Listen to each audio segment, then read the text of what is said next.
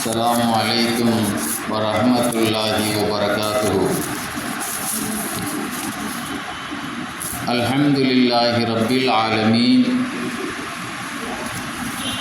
वस्सलातु वस्सलामु अला सय्यिदिल मुरसलीन व आलिहि व सहबिहि अजमाइन। தந்தையான அல்லாஹ்வுடைய நல்லடியார்களே, பெரியோர்களே, குர்ஆன் ஷரீஃபிலே அல்லாஹ் சுப்ஹானஹு வ தஆலா லுக்மான் அலைஹிஸ்ஸலாத்து வஸ்ஸலாம் அவர்கள் பேரில் ஒரு சூறாவை நமக்கு இறக்கி தந்திருக்கிறார். அந்த சூறாவிலே லுக்மான் அலைஹிஸ்ஸலாத்தை பற்றி அவர்கள் மகனுக்கு செய்த சில உபதேசங்களை நமக்கு சொல்லித் தருகிறார். அதில் அல்லாஹ் சொன்னது ஒரு சின்ன விஷயத்தை மட்டும்தான். ஏன்னா குர்ஆனுங்கிறது ஒரு தலைப்புச் செய்திகள் மாதிரி சொல்லி முடிச்சிருவாங்க. அதில் தன்னுடைய மகனுக்கு செய்கிற உபதேசம் என்ன, குர்ஆன் என்ன சொல்லுது? யா பன்னைய லா துஷ்ரிக் பில்லாஹ், மகனே இணை வைக்காது, ஏக இறைவனத்தை வணங்கணும். கூட்டணி ஆட்சி நடத்தலாம், கூட்டணி கடவுள் கொள்கையை விட்டார். எல்லா சில பேர் இருப்பாங்க, நான் எல்லா இடத்துக்கும் போவேன், எல்லாத்தையும் கும்பிடுவேன், எல்லா இடத்துக்கும் போவேன்பாங்க சில இந்து மத சகோதரர். கூட்டணி ஆட்சி மாதிரி கூட்டணி கடவுள் கிடையாது. கூட்டணி வைக்காத கடவுளில் இன்ன ஷிர்கல் ஒரு முன்னாடி அது அல்லாஹ்வுக்கு செய்கிற மிகப்பெரிய அநியாயம். இணை வைக்கிறாள் அல்லாஹ் மன்னிக்கவே மாட்டான். ஒரு பஞ்சாதி என்ன தப்பு பண்ணாலும் மன்னிச்சிடுவான். ஆனால் அடுத்த மாப்பிள்ளையை கல்ல ஊற வச்சு அவன் மன்னிக்கவே மாட்டான், ஜீரணிக்கவே மாட்டான். ஏன்னா இப்போ பெட்லெல்லாம் பங்கு போட்டான் இவன், வேறு என்ன சேட்டை பண்ணாலும் காசை அழித்தாலும் என்னத்தை யாருக்கு மாற நடந்தாலும் பொறுத்து விடுவான்.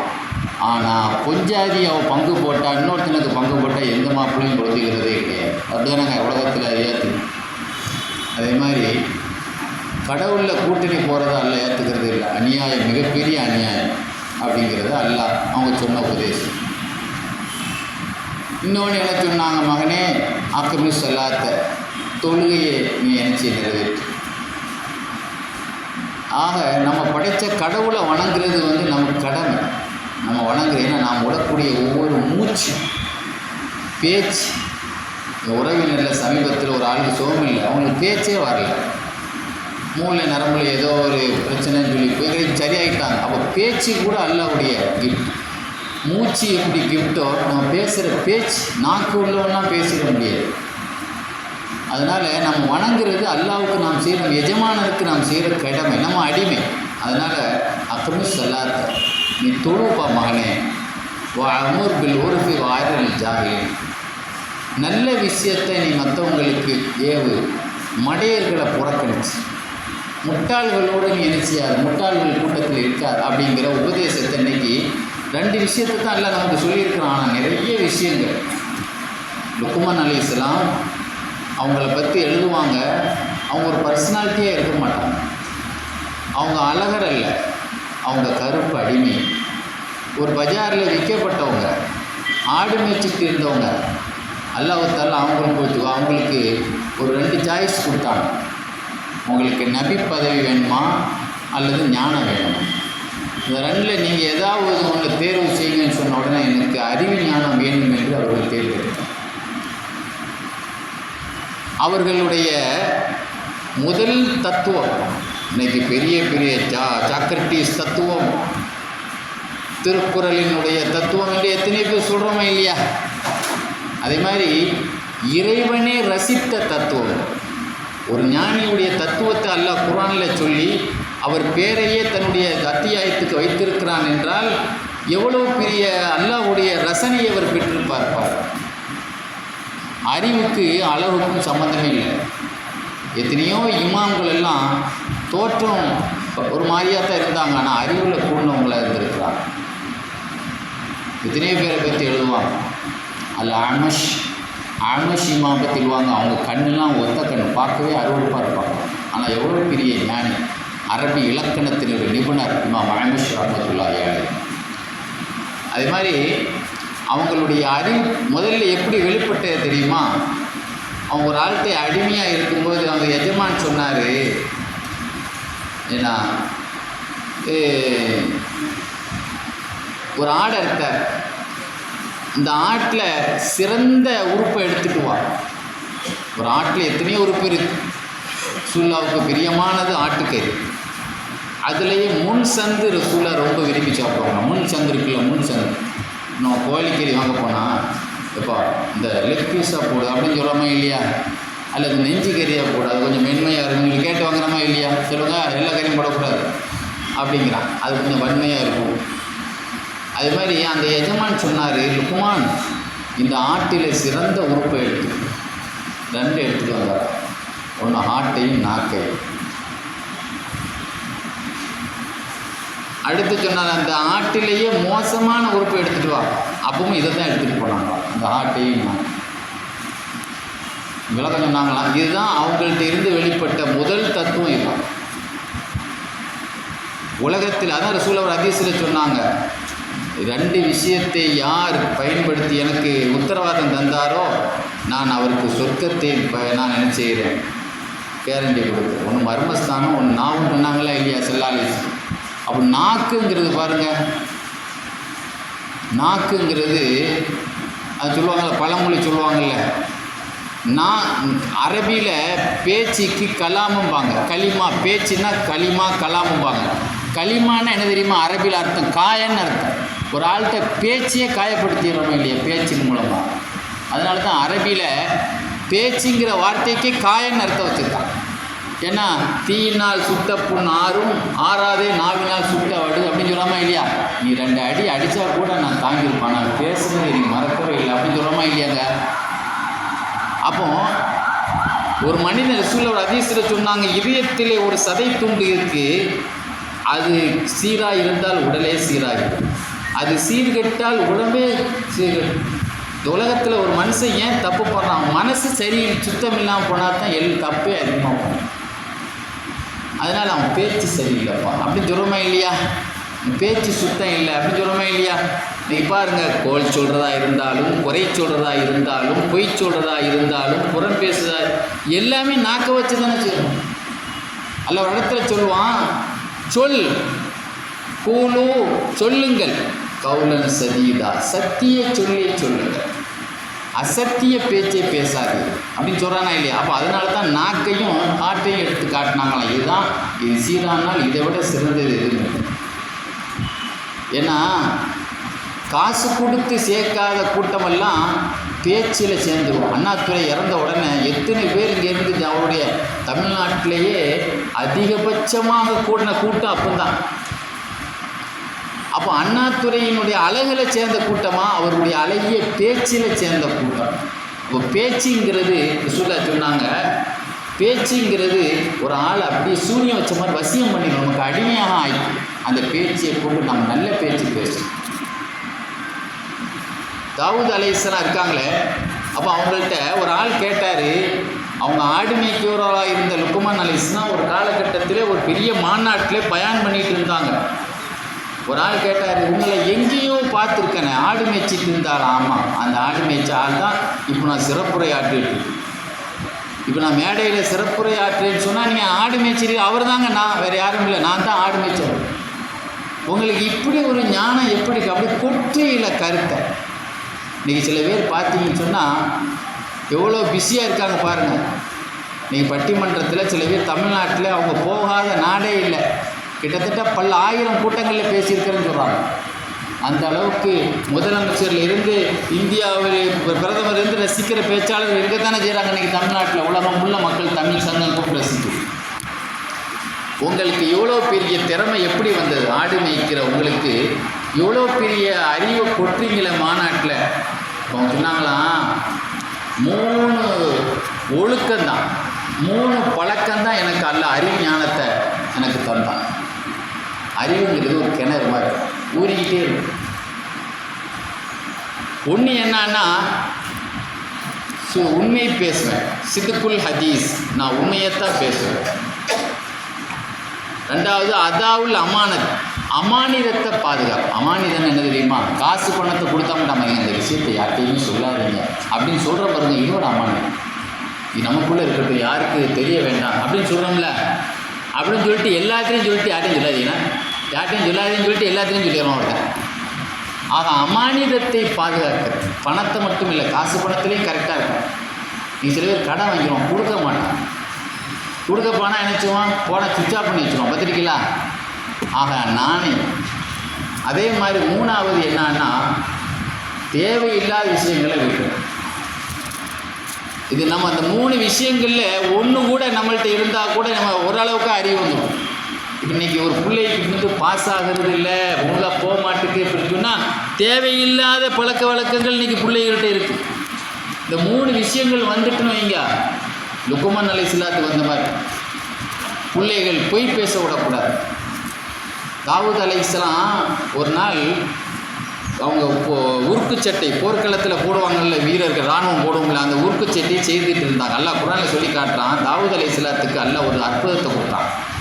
அலன்னா லஹுல் ஹதீத், இரும்பை கூட நாம் அப்படியே மெழுகாக உருக்க வைத்து கொடுத்தோம். யாருக்கு? தாவூத் அலைஹிஸ்ஸலாம். இரும்பை வந்து இன்றைக்கி வந்து இரும்பு சாமான் செய்கிறான்னா மிஷின் பண்ணுது, அப்படியே உருக்கி அப்படியே கொண்டு வந்து சாமான் செய்ய பார்த்துருக்கு. அவங்க கையாலேயே இரும்பை பிசைடுவாங்க, மாவை பிசைக்கிற மாதிரி பிசைடுவாங்க. யார்? தாவூத் அலைஹிஸ்ஸலாம் கையாலேயே பிசைஞ்சிருவாங்கம்மா. அது அல்லாஹ் அவங்களுக்கு கொடுத்தான். அலன்னா நம்ம அப்படியே இலகுவாக்கி கொடுத்தோம். எதை? இரும்பை. அப்படின்னு நல்லாவே சொல்லி காட்டுறானே. அப்படிங்க அதிலே என்ன செய்வாங்க, அவங்க பெரிய ஜனாதிபதியாக இருந்தாலும் சொந்தமாக ஒரு தொழில் வேலை செய்து ஒரு குடிசை தொழில் பண்ணி தான் அதில் வருமானத்தை தான் சாப்பிடணும்னு ஆசைப்பட்டாங்க. அந்த அந்த கேடயத்தை அழகழகாக செய்து வச்சாங்க. பார்க்கும்போது இதை பார்த்துக்கிட்டு இருந்த தாவூத் அலைஹிஸ்ஸலாம், லுக்மான் அலைஹிஸ்ஸலாம் சொல்லுவாங்க, அதை பார்த்து ஆச்சரியப்பட்டாங்க, கேட்கலான்னு நினச்சாங்க. அவங்களுக்குள்ள அறிவு தடுத்துது, தேவையில்லாத கேள்வி. நம்ம ஏதோ அது சம்மந்தமாக ஒரு கேள்வி கேட்க நினச்சாங்க, இது வேண்டாம், அது தேவையில்லாத கேள்வி. அப்போ ஞானம் தான் அவங்கள தடுத்துட்டு தேவையில்லாத கேள்வி கேட்கணும். ஒரு ஆள் அபு யூசுப் இமாம்கிட்ட ஒரு மாணவர் இருந்தார். அபு யூசுப் இமாம் நோன்பை பற்றி சொன்னாங்க. நோன்பு எப்போ நோக்கணும்னு சொன்னால், சுபு பாங்கு சொல்கிறக்கூடிய அந்த சுபு உதிக்கிறதுலேருந்து சூரியன் மறைகிற வரைக்கும் அப்படின்னு சொன்னான். ஒருத்தன் வாயே திறக்காமல் இருந்தான். தம்பி ஒன்றுமே சொல்ல மாட்டேங்க, கேள்வி கேட்கணும். சூரியன் மறையிற வரைக்கும் இல்லை, மறையாட்டா என்ன செய்கிறது அப்படின்னு கேட்டான் அவர். நீ வாயை பொத்திக்கிட்டே இரு, அதான் நல்லது அப்படின்னு. சூரியன் மறையாமல் இருக்குமா? சூரியன் மறையாட்டா என்ன செய்யறதுன்னு கேட்டான். இது மாதிரி ஏருக்கு மாறாக சில பேர் கேள்வி கேட்பான். அது தேவையில்லாத ஒரு பேச்சு, ஒரு பொஞ்சாதி பேசலைன்னா சண்டையே வராது, பார்த்துருக்கீங்களா? தேவையில்லாத பேச்சை பேச நமக்கு கோபமே வரும். அப்போ ஒவ்வொருத்தரும் தேவையில்லாத விஷயத்தை வந்து நம்ம விட்டுட்டாலே எவ்வளோ விஷயங்கள் வரும். ஷாஃபி ரஹ்மத்துல்லாஹி அலைஹி சொல்லுவாங்க, அர்பாத்துன் தஸீதுல் அக்ல, 4 விஷயங்கள் அறிவை பெருக்கும். ஒன்று பல்லை சுத்தப்படுத்துவது, விஸ்வாசம், எப்பவும் பல்லு நாரக்கூடாது, சுத்தமாக இருக்கும். அதே போல் அது வந்து பேஸ்ட் வச்சு தான் தேய்க்கணும் தேவையில்லை, ஒரு சொரசொரப்பான ஒரு வேப்பங்குச்சியை வச்சு கூட தேய்க்கலாம். பல்லு சுத்தமாக நான் எப்பவும் பல்லு வச்சுக்கணும், நாற்றம் இருக்கக்கூடாது. 2வது அறிஞர்களோடு உட்கார், பொம்பளையோடு உட்கார்ந்தால் நமக்கு சபல புத்தி வரும். அறிஞர்களோடு உட்கார்ந்து அறிவு தானே கிடைக்கும், பாயிண்ட்ஸ் தானே கிடைக்கும் நிறைய. 2வது என்னது? குர்ஆன் ஓதல். குர்ஆனுங்கிறது அறிவை தரக்கூடிய ஒரு தெய்வீக மறையல். அதனால் அது தேவையில்லாத விஷயத்தை விடுறதுன்னு சொல்லுவாங்க. ஆக அறிவை பெருக்கிறதுக்கு தேவையில்லாத விஷயம். அதனால தான் அறிவு களஞ்சியமாக லுக்மான் அலைஹிஸ்ஸலாம் இருந்தாங்க. லுக்மான் அலைஹிஸ்ஸலாம் சொன்ன உபதேசத்தை சொல்லுவாங்க, மௌனமே ஒரு ஞானம்னு சொல்லுவாங்க. என்ன சொல்லுவாங்க? அஸ்ஸம்து ஹிக்மா, அமைதியே ஒரு ஞானம். ஒருத்தன் பாருங்கள், எங்கேயாவது பயான் நடக்கும்போது அந்த களமெல்லாம் பேசிட்டு இருப்பான் பாருங்கள். அந்த கூட்டத்தில் அவ்வளோ பேரும் அவனை தான் திரும்பி பார்ப்பான், பார்த்துருக்கீங்களா? இதுதான் செய்தானுடைய வேலை. அந்த கூட்டத்தை கலைக்கிறதுக்கா, சரி நம்ம பேசுகிறோமே, நமக்கு நான் 2 ஆட்டாக இருக்குது. ஒரு ஆள் பேச்சை கேட்கும்போது நம்ம பேசுனா கவனிக்க முடியாதுலாங்க. அப்போ அமைதியே ஞானம். அதே மாதிரி சொல்லுவாங்க, அஸ்ஸம்து ஹிக்மா, அமைதி என்பது ஞானம், அதை செய்பவர்கள் ரொம்ப அறிவு. பாருங்கள், அமைதியாக இருக்கிறோம் ரொம்ப கஷ்டம். வள சிலவன் பஸ்ஸில் ஏறினதுலேருந்து பேசிக்கிட்டே இருப்பான் பாருங்கள், நம்மளே சும்மா இருக்க மாட்டான், ஏன்னா அவனுக்கு டைம் பாஸ் ஆகணும். ஆக அமைதி ஞானம், அதை செய்பவர்கள் ரொம்ப கம்மி. சொல்லுவாங்க, மகனே, சேவல் உன்னை விட சிறந்ததாக ஆகிவிட வேண்டாம். ஏனென்றால் அது நடுநிசி தஹஜ்ஜத்தினர் ஆகிவிட்டால் அதாவது இறைவனை திக்ர் செய்ய ஆரம்பித்து விடுகிறது. சேவல் கூறுது பாருங்கள், சகர் நேரத்தில் தான் சுபு உதிக்கிற நேரம். சேவல் உன்னை விட சிறந்ததாக வேண்டாம், நீ எஞ்சி தஹஜ்ஜத் தொழுடா, உன்னை விட சேவல் சிறந்ததாக ஆகிவிட வேண்டாம், அது அல்லாஹ்வை நினைக்குது அப்படின்னு சொல்லுவாங்க. சொல்லுவாங்க, மகனே ஹக்கீம்னு சொன்னால் ஞானின்னு அர்த்தம் இருக்குது, டாக்டர்னு அர்த்தம் இருக்குது. அரபியில் டாக்டர்னா ஹக்கீம். அவங்க டாக்டராகவும் இருந்தாங்க. மகனே, பாத்ரூமுக்கு போனால் ரொம்ப நேரம் உட்காராத மகனே. அப்படி உட்காரனால் உன்னுடைய நுரையீரல் பாதிக்கும். ரெண்டாவது, உனக்கு மூலத்தை அதிகப்படும். முக்குன்னா எதுங்க? மூச்சு தம் கட்டினா நுரையீரல்லாங்க பாதிக்கும். ஒழுங்காக பாத்ரூம் வராதவன் ரொம்ப நேரம் இருக்கிறான், முக்கி தானே அவன் வர வேண்டி வரும். முக்கக்கூடாது சொல்லுவாங்க. இந்த மூச்சு சம்மந்தப்பட்டவங்க ரொம்ப முக்காதீங்க, வெயிட் தூக்காதீங்க, தையல் போட்டவங்களை ரொம்ப முக்காதீங்கன்னு சொல்லி பார்த்துருக்கீங்களா? மூலத்தை ஏற்படுத்தும், மூச்சுக்கு நுரையீரல பிரச்சனை ஏற்படுத்தும். பாத்ரூம் போனால் ரொம்ப நேரம் என்ன செய்யக்கூடாது, இருக்கக்கூடாது. வராட்டாலும் சில பேர் உட்காந்து அங்கே போய் பேப்பர் படிக்கிறது. ஆக ரொம்ப நேரம் இணைச்சாதீங்க, நீட்டாத மகனே என்று சொன்னாங்க.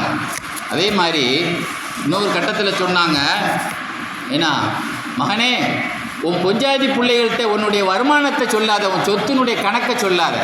நல்ல விளங்கிங்க, இதுனா முக்கியமான விஷயம். பொஞ்சாதிகிட்ட சம்பளத்தை சொல்லக்கூடாது சொல்லுவோம், பொஞ்சாயத்தில் பிள்ளைகள்கிட்ட கூட சொல்லக்கூடாது. அது நம்முடைய பர்சனலாக தான் இருக்குது. நம்ம இறந்த பிறகு அவங்களுக்கு தானே போய் சேரப்போகுது. லா துஅல்லிம் அஹ்லக வ அவுலாதக பி மாலிக்க. உங்கள் பிள்ளைகளுக்கும் உங்களுடைய குடும்பத்துக்கும் பொஞ்சாதிகளுக்கும் உன்கிட்ட எவ்வளோ சொத்து வச்சுருக்க, எவ்வளோ பேங்கில் வச்சுருக்கங்கிற ரகசியத்தை என்ன செய்கிறாரு நீ சொல்லிடாத.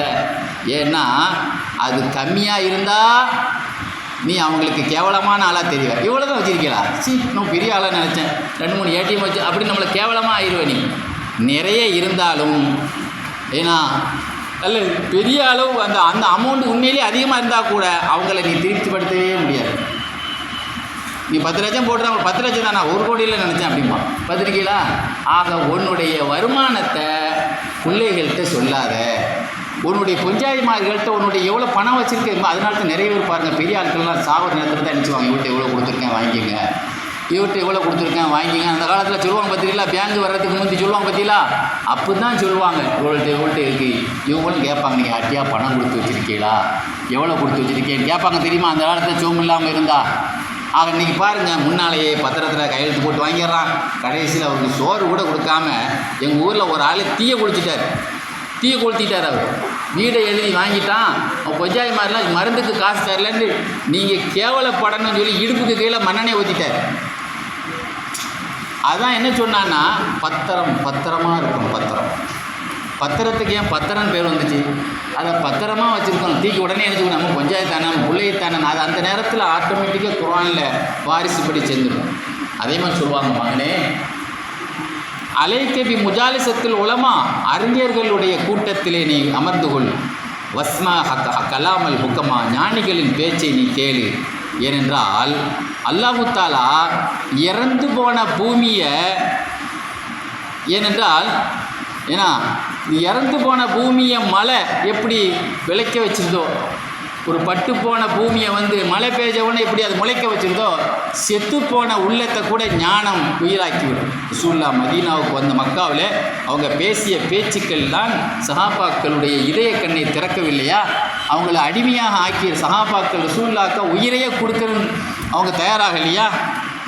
அதே மாதிரி அவர்கள் ஒபாத்தாகக்கூடிய நேரத்தில் தன்னுடைய மகன்கிட்ட சொன்னாங்க, மகனே, உனக்கு எவ்வளோ விஷயத்தை சொல்லிட்டப்பா, கடைசியாக ஒரு 6 விஷயம் பாக்கி, அதை மட்டும் நான் சொல்லிட்டு போயிடுறேன் அப்படின்னு சொல்லிட்டு சொன்னாங்க.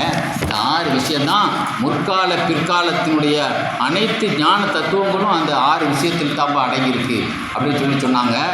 உலக விஷயத்தில் நீ ஈடுபடணும்னா நீ எவ்வளோ நாளாக எத்தனை வருஷம் உலகத்தில் இருப்பியோ அந்த அளவுக்கு மட்டும் ஈடுபடும். ஒரு 60 வருஷம் இருப்போம்னா 60 வருஷத்துக்கு தேவையான அளவு மட்டும் நீ நினச்சி உலகத்தில் நீ ஈடுபடும். அடுத்தவனுக்கு சொத்து சேர்த்து வச்சு அவனை நமக்கு என்ன எனக்கே போகிறான், பாப்பா எப்போ இறந்தாருன்னே தெரிய மாட்டேங்குது நிறைய பேர். அந்தளவு தானங்க இருக்கான். அதே மாதிரி உன்னுடைய ரப்பை நீ வணங்கு. நீ அல்லாட்ட எந்த அளவுக்கு தேவையாக வேண்டியிருக்கு, அல்லாட்ட நம்ம எத்தனை சதவீதம் லட்சம் மடங்கு நம்ம தேவையாக இருக்கோம் அல்லாட்ட. அப்போ அல்லாட்ட நீ தேவையாக அல்லாவை வணங்கணும். எந்த அளவுக்கு நீ அல்லாட்ட எந்த அளவுக்கு தேவையாக வேண்டியிருக்கோ, நம்ம 10% இல்லை 1000 மடங்கு தேவையாக வேண்டியது. பஞ்சாயத்துக்கே தேவையாக என்ன விஷயத்துக்கு? சின்ன வயசாக இருக்கும்போது அவளோட இன்பம், கிளவியான பிறகு நம்ம அது இருக்கா, அது கூட கிடையாதா? அதே மாதிரி மறுமைக்காக நீ அமல் செய். மறுமையில் நீ எவ்வளோ காலம் இருப்பிய, காலம் வரையற்ற அளவு இருப்போம் அவ்வளோ காலம். அப்போ மறுமையை அமலை நீ அவ்வளோ காலம் செய், நீ எவ்வளோ காலம் மறுமையில் இருப்பியோ அந்த வேலையில் இருக்கும். அதே மாதிரி உன்னுடைய பணி எதாக இருக்குன்னா, உன்னை நரகத்தில் இருந்து விடுதலை பண்ணுறதுக்கு என்ன வேலை? நீ நிறைய பேர் ஜெயிலில் கிடக்கான், ஒரு 10 வருஷம் 20 வருஷம் அவன் தண்டனை கைதியாக இருப்பான். திடீர்னு பார்த்தா 2 வருஷத்துல இருப்பான். நல்ல நடத்தைக்கா போலீஸ்காரங்கள்லாம் அதிகாரிகள்லாம் சிபாரிசு பண்ணி வெளியே வருவான். பார்த்துருக்கீங்களா? அப்போ அங்கே போய் நரகத்தில் விடுதலை ஆக்கிற முயற்சி பண்ணியிருக்கானா இல்லையா? ஆக நரகத்திலிருந்து விடுதலை ஆக்கிற முயற்சி நீ பண்ணு. அதே போல் நீ அல்லாஹ்வுடைய தண்டனையை தாங்கிறதுக்கு எந்த அளவு உன் உடம்புல பலம் இருக்கோ அந்தளவு பாவத்தை துணிச்சலாச்சு. நீ பாவத்தை செய்து உனக்கு துணிச்சல் இருக்கணும்னா தண்டனை வாங்குறதுக்கு உனக்கு உடம்புல போலீஸ் அடியே நிறைய பேர் சிங்கப்பூரில் பிரம்படி அடிப்பான். ஒரு பிரம்படி அடித்தான்னு வைங்களேன் வாழ்நாளை நிமிந்தே படுக்க முடியாதான். அப்போ அல்லாஹ் எவ்வளோ பேர் பிரம்படிலாம் அடிப்பான். அப்போ நீ பாவத்தை நீ துணிந்து செய்யினா அந்த பாவத்தில் செய்யறதுக்கு உனக்கு துணிச்சல் எந்த அளவு இருக்கணும்னா அடி வாங்குறதுக்கு அல்லாட்ட அடி வாங்குறதுக்கு உனக்கு எந்தளவு தைரியம் இருக்குது அந்தளவு நீ பண்ணி. கடைசியாக சொன்னாங்க, மகனே நீ என்ன செய்யாத, நீ அல்லாஹ்வுக்கு மாறு செய்ய நினைத்தால் ஒரு இடத்தை தேர்ந்து, எந்த இடம் அல்லாஹ் பார்க்காத மலக்குமார்கள் பார்க்காத ஒரு இடத்த பார்த்து மாறு செய். அப்படி ஒரு இடம் இருக்கா? அப்படி ஒரு இடம் இருக்கா? நீ ஒரு தப்பு பண்ண நினச்சா இங்கே சிசிடிவி கேமரா இருக்கான்னு பார்க்காத. எங்கே இருக்குது? நிறைய சிசிடிவி கேமரானா செய்ய மாட்டேங்கான். அது அப்போ கேமரா பதிவாயிடும். அல்லாஹ் இல்லாத மலக்குமார்கள் இல்லாத ஒரு இடம். அப்போ நீ தப்பு செய்யாதுங்கிறதுக்காக இப்படி எவ்வளோ விஷயங்கள் சொல்லியிருக்கிறாங்க. நான் அவ்வளோத்தையும் சொல்கிறதுக்கு நேரம் இல்லை. இன்ஷா அல்லாஹ் அடுத்த வாரம். ஏன்னா லுக்மான் அலைஹிஸ்ஸலாத்துடைய உபதேசம் அவர்கள் மகனுக்கு சொன்னதல்ல, அவர்கள் மகன் வாயிலாக இந்த உலகத்தில் உள்ள அத்தனை முஸ்லீம்களுக்கு சொல்லப்பட்ட உபதேசம். அல்லாஹ் அந்த உபதேசங்களை நம்ம பிள்ளைகளுக்கும் நமக்கும் பயனுள்ளதாக ஆக்கி புரிவானாக. வாஹிர் தாவானா அனில் ஹம்துலில்லாஹி ரப்பில் ஆலமீன்.